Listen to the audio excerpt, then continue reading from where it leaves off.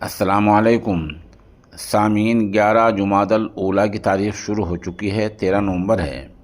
ख़बर का उन्वान है मजलिस इत्तेहादुल मुस्लिमीन के सदर जनाब असदुद्दीन ओवैसी साहब का अहम खिताब।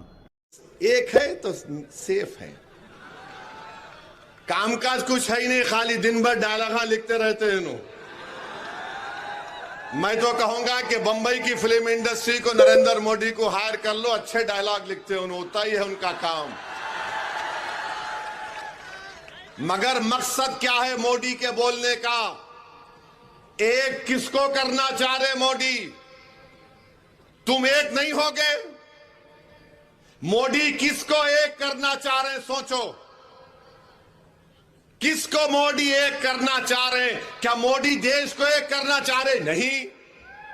अगर देश को एक करना चाह रहे तो नहीं कहते थे पार्लियामेंट के इलेक्शन में राजस्थान में कि हमारे हिंदू बहनों के गलों से मंगलसूत्र निकालकर मुस्लिम खवातीन को दिया जाएगा।